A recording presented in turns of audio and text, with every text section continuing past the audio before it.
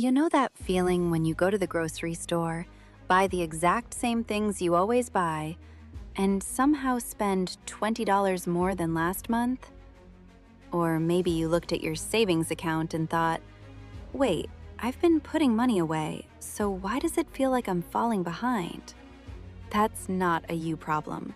That's inflation doing exactly what it does. And I want to talk to you today, not as a news anchor reading statistics, but as someone who genuinely wants to help you understand what's happening, and more importantly, what you can do about it. My name is Olivia, and this is your guide to protecting your wealth. Let's get into it. Now, before we talk strategy, I want to make sure we're on the same page, because I think a lot of financial content skips this part, and that's where people get lost. Inflation isn't just prices going up. Inflation is your money quietly losing its purchasing power. Think of it this way. Imagine you put $1,000 under your mattress a year ago. You didn't lose a single dollar. But today, that $1,000 buys you less than it did before. The money didn't shrink, but what it can do for you did. That's why keeping all your money in cash, especially in a low-interest account, during high inflation, can actually work against you. It feels safe, but it's silently shrinking. Now, here's the good news, and I really want you to hear this. You don't have to just sit there and let inflation take from you. There are things regular people, not just Wall Street investors, can do to protect themselves, and that's exactly what we're going to cover. I want to tell you about a woman I'll call Mariana. She's in her early 40s. She rents her apartment. She has a steady income.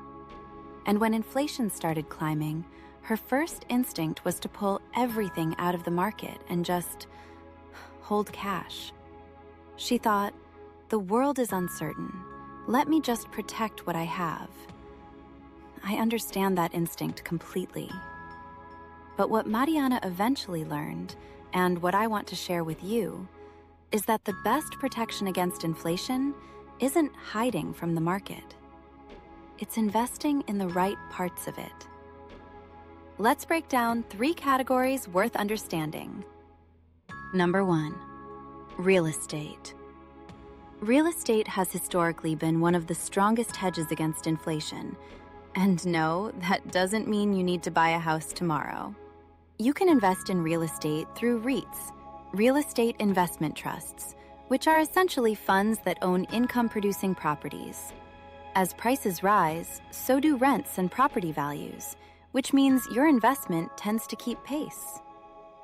Number 2, commodities.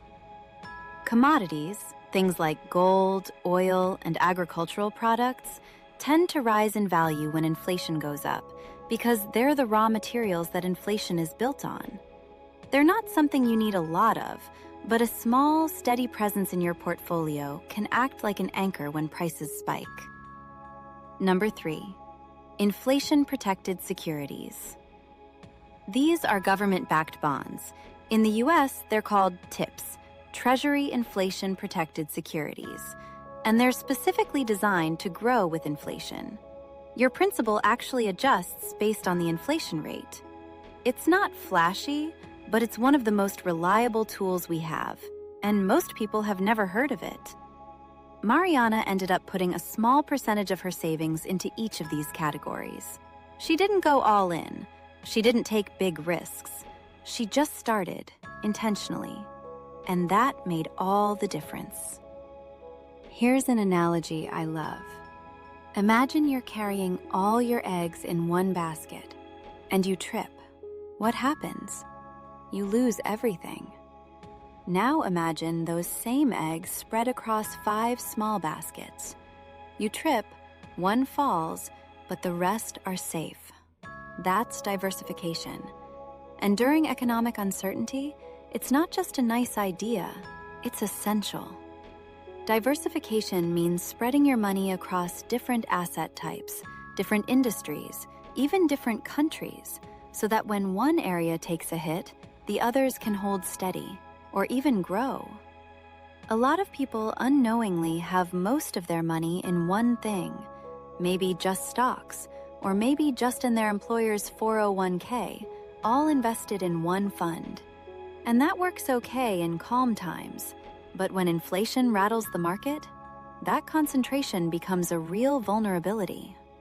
So what does a diversified, inflation-aware portfolio actually look like? It might include some stocks, especially in sectors that do well in inflation, like energy and materials, some bonds, especially TIPS, some real estate exposure through REITs, and maybe a small amount of commodities. And here's what I want you to remember. You don't have to be rich to diversify. With tools like index funds and ETFs, you can start with as little as $50 or $100 and already be spreading your risk in a meaningful way. Now I want to zoom all the way in. Because investing matters, but so does what happens every single week in your household budget. And I know that can feel like the hardest conversation to have. So let me just be real with you. When prices rise, the first thing most people do is stress about what they can't control. I want to gently redirect that energy toward what you can control. Step 1. Do an honest audit. Pull up your last 2 or 3 months of bank and credit card statements. Look for the things you're paying for that you either forgot about or don't really value anymore. Subscriptions, memberships, convenience fees, they add up fast when inflation is already squeezing you. Step 2. Separate your needs from your wants, but don't punish yourself in the process. I'm not here to tell you to never go out to eat again. I'm here to help you be intentional. Maybe you keep the dinner out, but you cancel the streaming service you haven't opened in 6 months. Step 3. Look for places to buy smarter, not just less. Generic brands instead of name brands. Buying in bulk for things you use consistently. Cooking at home more often, not because it's a chore, but because it can genuinely be enjoyable and save you hundreds a month. And step 4.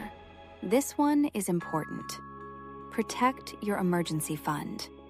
Inflation can make us want to invest everything to keep up. But your emergency fund is your safety net, and you need it liquid. Keep 3 to 6 months of expenses somewhere accessible, like a high-yield savings account, so it at least earns something while it waits. I want to close with this. Inflation is real. The pressure is real. And it makes sense that it feels unsettling, because it affects your ability to take care of yourself and the people you love. I don't want to minimize that. But I also know this.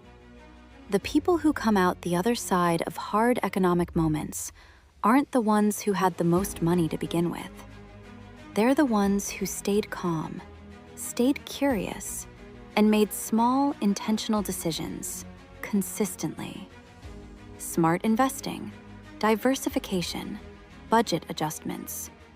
These aren't complicated things. They're just things nobody sat down and explained to you. Until now. You don't have to do everything at once. Pick one thing from today. Just one.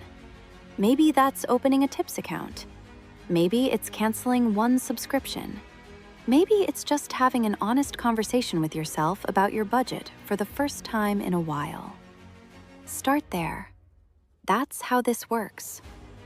If this was helpful, share it with someone you care about, because this information should reach more people. And I'll see you in the next one.